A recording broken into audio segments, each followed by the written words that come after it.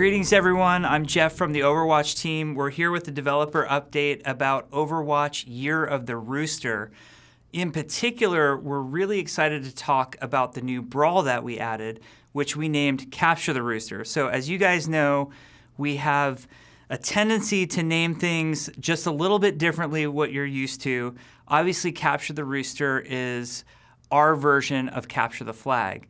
And Capture the Flag is a really interesting topic for us to discuss because it's something we've mentioned in the past as having had a lot of trouble with when it comes to tuning and balancing around Overwatch Heroes. So to give you guys a little bit of history with Capture the Flag, we started working on it before the game was even announced. We would do various prototypes of different game modes and see if we can make it work. What we generally have found with Overwatch over the years is that the game works best when we have a single objective game mode type. And if you think about Control, Assault, our hybrids, our payloads, they all have one objective. You're either attacking or defending, or you need to take control of the point, or you already have that point and you need to defend it. And Capture the Flag is very unique in the sense for Overwatch that there are two objectives going on at once. There's your flag, the enemy flag, and you're having to decide how many resources you dedicate to getting their flag or to defending your flag. And both flags are in play at the same time. So we really wrestled with Capture the Flag over the years for a number of reasons. The primary one is that Overwatch Heroes are designed intentionally with really powerful feeling mobility abilities. So obvious examples are Genji's dash, Tracer's blink, you've got Winston's leap, D.Va can fly through the air with her boost. So there's a lot of great mobility going on. It's challenging with Capture the Flag, which is a very mobile game mode type. You're trying to get this thing in an enemy base and bring it back to your own with these types of abilities in play. So over the years, as we were iterating and testing various versions of Capture the Flag, we actually gave up on the mode for a while because we felt like what we didn't want to do was add a bunch of rules that no longer made Overwatch Heroes feel like Overwatch Heroes. I'll give you some examples of this. In one of our earliest versions that we had, there was no pickup time on the flag, and we had a character like Tracer. Well, what our Tracers would do when we were playtesting these early prototypes is they would triple blink to the flag. Obviously, they would pick it up since there was no capture time, and then just hit recall and be 30 meters back to where they were, literally untouchable to get the flag. And defenders of the flag didn't even know what had happened. Oh my God, our flag's gone. Where did it go? Well, Tracer is already capping it. So as we got into preparing for Capture the Rooster and the Overwatch Lunar New Year event, we started thinking to ourselves, the players keep asking us for Capture the Flag, and there's a lot of great suggestions in the community how to make it work. We've tried it before, but should we try it again? And this time we took a different philosophy to it. So early on, when we started iteration for Capture the Rooster, we said, well, we can do all these things to our heroes to try to make it feel a lot more balanced. So we had a version up and running where we picked the abilities that we picked were the mobility and immunity abilities. So a great example there is Reaper's Wraith form, even Zenyatta's ultimate transcendence, where he's moving very fast and he also can't be damaged at all. We picked a bunch of abilities like that: Tracer's blink, recall, Sombra's teleport beacon, and we made it so when you use those abilities and you were the flag carrier, you just dropped the flag on the spot. And for a while, we played the mode this way, thinking it would feel more fair and somehow more balanced.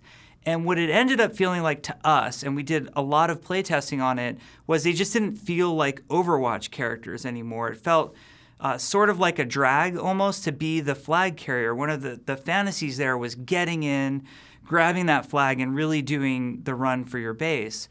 So ironically, we set up all the abilities to drop the flag, and then we ended up reverting it all and just saying, let's really go to the spirit of what Capture the Flag is to us. And we believe is to our players when we mention it to them. When people think of capture the flag, they think of those great movement abilities. In the really old school games, you used to be able to grappling hook all the way across the map with the flag, and that was one of the fun things we remember about various CTF modes in FPSs.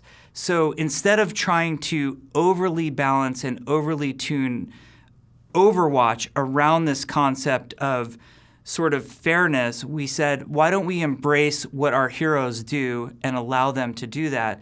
And really the only couple of rules in play in our version of Capture the Flag that might be different from some of the modes that you're used to are, one, there's a little bit of a pickup time when you get to the flag. You'll see there's a progress bar and it'll say capturing when you're there. And it's not terribly long, but any damage interrupts that. So that prevents those really cheesy captures like Tracer triple blinking in and just pressing recall. Now for Tracer to do that, the flag has to be totally unguarded, and she needs at least enough time to pick up the flag before she can do that. The other rule that we're trying in Capture the Rooster is that we don't require your flag to be at the base when you capture the enemy's flag. So for those of you who are familiar with World of Warcraft, we have a battleground in there called Warsong Gulch.